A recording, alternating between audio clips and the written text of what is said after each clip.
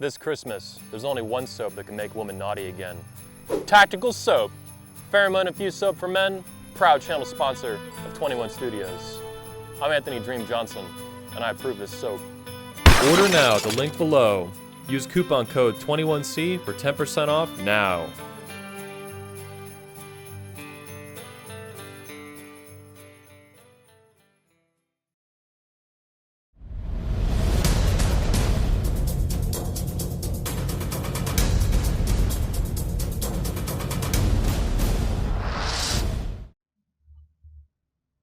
George Bruno for the 21 Report in Orlando, Florida.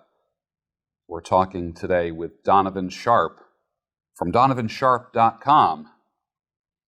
He's on weekdays, 10 a.m. Eastern Time, with a fantastic broadcast that we're going to talk about.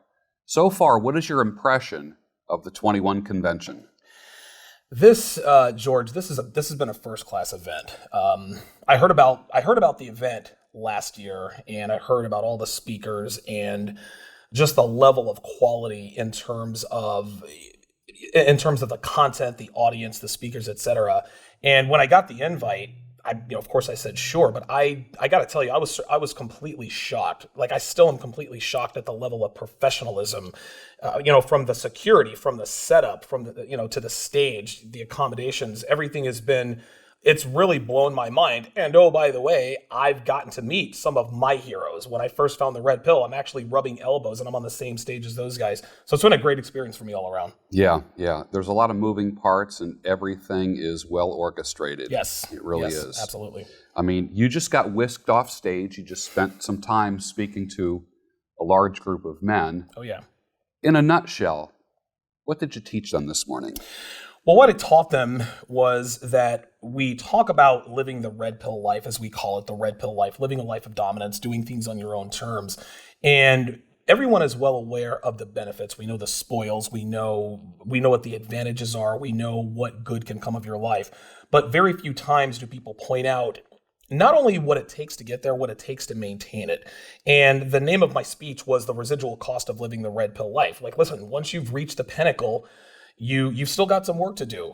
Listen, if you're in a relationship, you still have to maintain dominance. If you're in great shape, you have to maintain your great shape. Wherever you are in life, you worked very hard to get there. But once you get there, the work is never over. It's far from over. And I think what a lot of guys have to understand when they come into this, they see guys like myself, Rollo, Richard Cooper. We all live great lives. We have pretty wives and girlfriends, but as rewarding as it is far from easy to maintain that lifestyle. It's a labor of love, don't get me wrong, but I think what I wanted to teach people was that there is another side to that coin. As great as living this life is, it's not easy and it takes a lot of work, and a lot of times you don't want to do that work, but you have to do it anyway.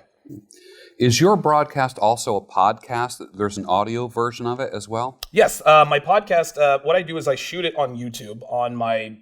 You can just search Donovan Sharpe on YouTube, and I'll record the podcast on my own software, and of course it records on YouTube. What I then do is I convert that audio to video. So I convert it from an MP4 to an MP3. Then when I put it up on my Patreon page, you can either watch the video or you can listen to it. The reason I did that is because the kind of content that I put out, a lot of people, you can't access it at work because it's not safe for work, NSFW. So I wanted to give people an opportunity to be able to consume what I have to say without running the risk of getting a human resources summon. So you can watch it on your phone, listen to it on your phone, and obviously save your battery and save your data. It takes a lot less battery and a lot less data to listen to an audio file than a video file.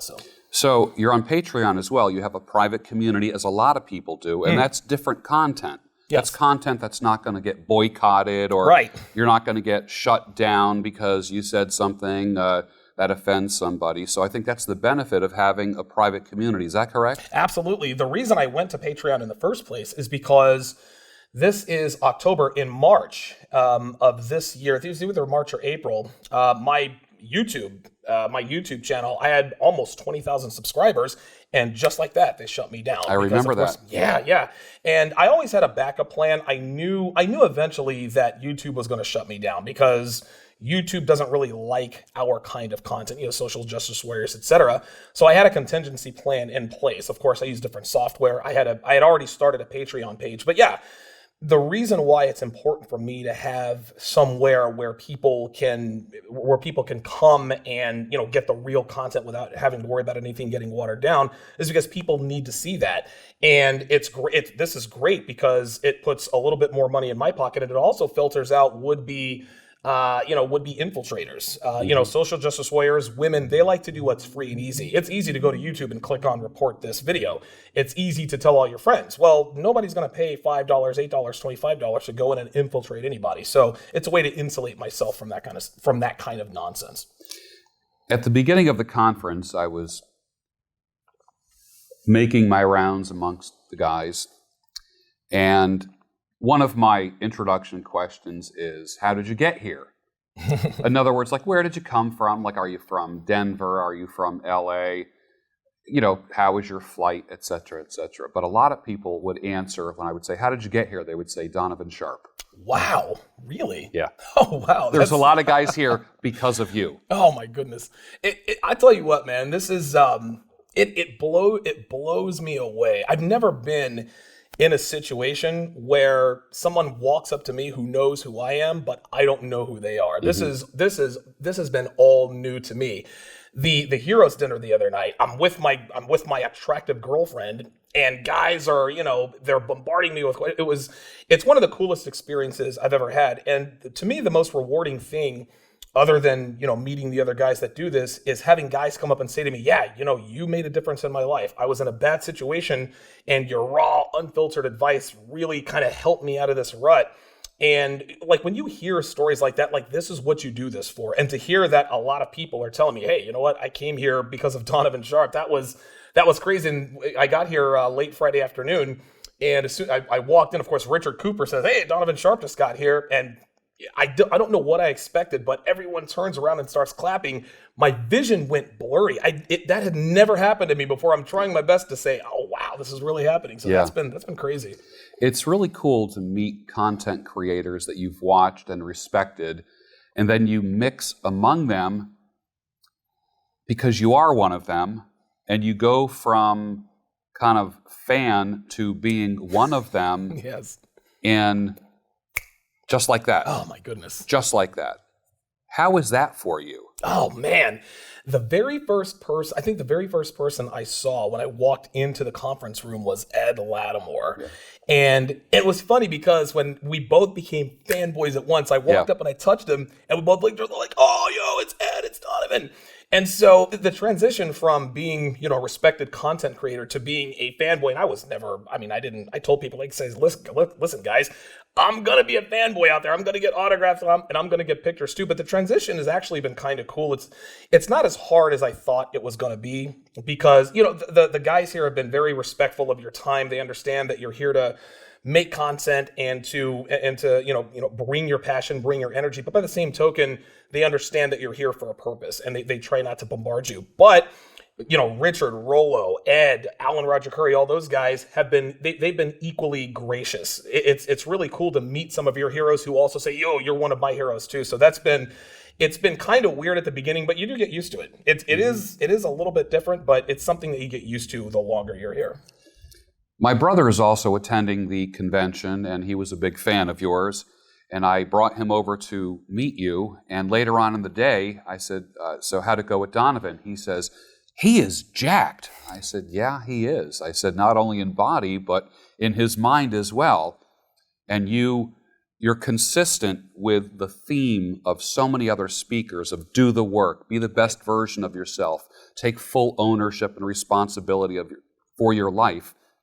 Have you always been that way? Personality-wise, I have always been this way. I've always been gregarious, outgoing, because I have a background in sales. And when you're in sales, you have to have that forward, outgoing personality. As far as, taking ownership of my baggage, we've all made bad decisions. I made plenty of bad decisions in my life. But when I found the red pill, I kind of channeled that. It was kind of misguided, but now I've kind of channeled that into, doing things that I'm disciplined about. And I don't know if you were out there, but I used to be 312 pounds. I used to be freaking huge. And now I guess I'm huge in a different way. I appreciate your brother telling me that I'm jacked. But yeah, like I didn't get here. I didn't get to where I am right now by being a slacker, by being inconsistent. Yeah, there are days that you have to take off. You do get sick. Sometimes you just have to, cure yourself from the burnout. You have to take a little bit of a respite. But the reason why guys like my content is because I'm honest about everything. A lot of guys do what we do. They're pickup coaches, dating, relationship advice, and they only talk about their successes with women. But I talk more, I really talk about them. I talk about my failures just as much, if not more, than my successes, because I think it's good for people to understand. It's good for men to understand that, yeah, you know what? I used to fail like you did. I used to go up to talk to girls and freeze like a deer in the headlights, and it's not like that anymore. I like for people to know and understand that there's nothing special about me. Like I can write and I can talk and this and that and the other, but the only thing that's different from me is that I decided to do something about it. And I'm living proof that you can change your life. And that sounds like success porn, but it's true. Like cliches exist for a reason. And other people like my content is because I walk the walk, I talk the talk. I show pictures of myself in the gym. I say, listen, if my girl gets fat, I'm going to leave her. People know what Devin looks like. She's an attractive woman, et cetera, et cetera. So people like the fact that I'm not just out here talking about this life. Like I live this. This is who I am. And I think that's what separates me from a lot of people. Cooper always says, success leaves clues. Yes. Oh, wow. That's good. Yeah. And I think when people follow you for any period of time, you're giving instructions to men. I'm of the belief that women can also watch you and benefit as well. Sure. I really think that once women start watching you, and the few women that do watch you who aren't too cynical, whatever, I really believe that they're going to benefit from your content as well. I want to hear it from your mouth. How would a woman benefit from what you have to say? Wow. I think women don't really know how men feel. They think they know how men feel. They think they know what makes us tick. And as simple as we are, as simple women know us to be, they don't really understand what drives us, what motivates it. And of course, feminism has a lot to do with that. But women could definitely benefit from my content. I've gotten a few women reach out to me and ask for advice, dare I say. And the first thing that women need to do if they want to get something out of it, it's not personal. Like, don't take it personal. I use a lot of strong language. I'm a very outgoing person. I'm very forthright, and I'm very bold and boisterous. But the reason why I'm like that is to drive the point home. Mm-hmm. I don't make demands of my woman or tell men to make demands of their women for my health. No, this is really what you have to do. Mm-hmm. If I tell women, hey, you have to earn the trust of your man if he's going to love you, no. If you want to earn the trust of your man, give him the code to your phone. Quit texting with your ex.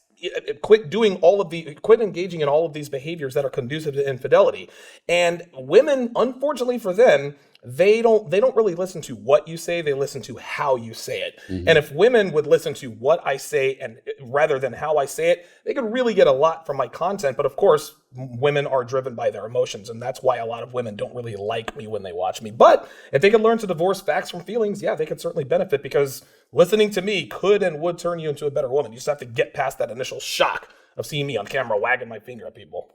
I think facts and feelings, separating them, I think it's harder for a woman. Yeah.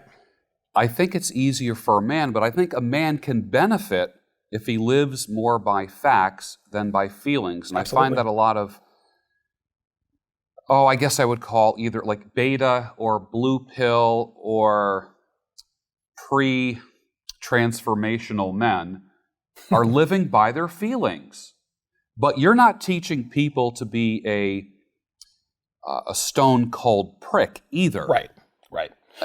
There's a time and place for emotions. Absolutely. A lot of and there's a sort of a make believe character that I have in my podcast. He's meathead red pill guy. She doesn't get anything from me except for my dick and my dick and my TV. If she messes up one time, she's out. No, don't be meathead red pill guy. You have to understand that there is a time and a place and a way for different things, but you still have to be a man.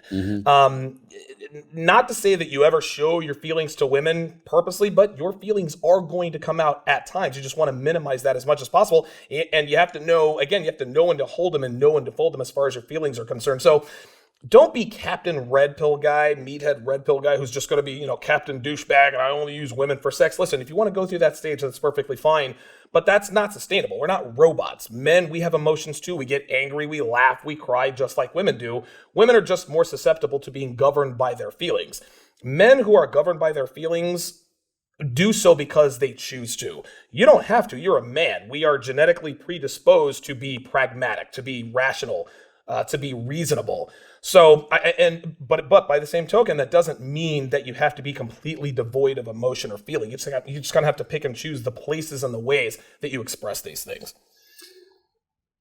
Feelings and emotions, it's a nice place to visit, but you don't want to live there. No, you do not. No, you do not. You make bad decisions. You recently changed your broadcast from evenings to a morning show. Mm-hmm. Tell us why you did that. Yeah, what I'm trying to do is I'm trying to brand myself as the morning Red Pill talk show guy, the morning Red Pill talk show host. I want to be the guy that you listen to right when you sit down at your desk. I want to take you from 10 o'clock a.m. all the way up through until lunchtime. So yeah, that's the main reason I moved it from, I think it was at 7 o'clock, and then I moved it to 10 in the morning. I want to grab a broader audience. I think that I can probably get a bigger audience in the morning. And I think you said to me off camera, this is what Howard Stern would not be as big as he was if he were on in the evenings. And I never really thought of it that way, but I look at what successful people do, and I'm a big sports guy, and all the sports radio shows that I watch and listen to, all of the best ones are in the morning. So I said, you know what? I'm going to do what they do. If I want to get that audience, then I need to be right there. So that's why I did it.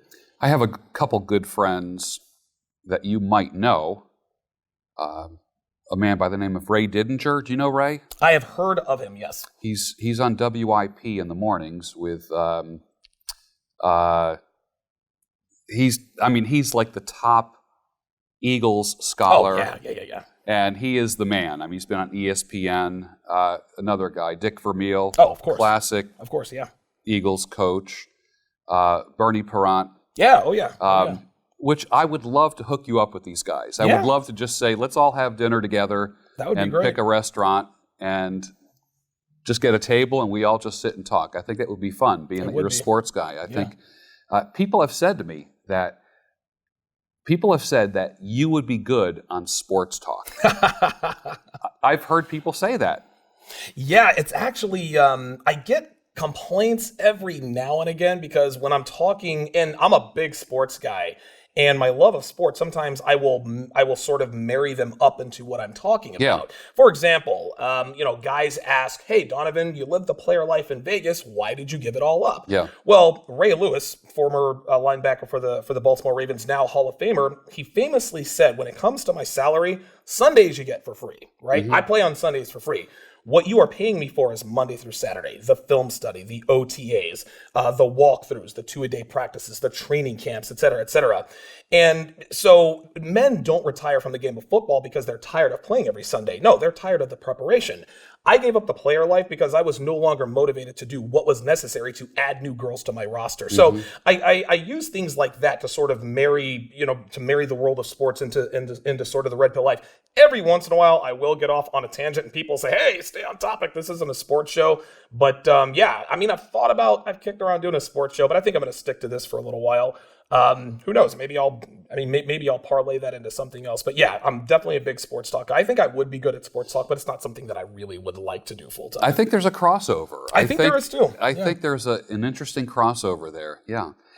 All right. So there are guys that are too lazy to get off the couch they order from an app on their phone and the pizza is delivered 6 feet away from them. Right. I remember at one time in my life, a pizza guy, I ordered from a famous national pizza chain, ordered on my phone. The guy came to my front door.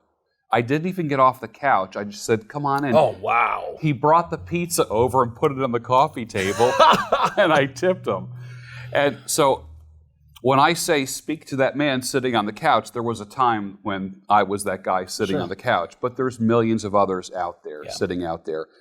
Speak to that guy right now about life, about success, about the changes that he needs to make, and you're going to resonate with that guy.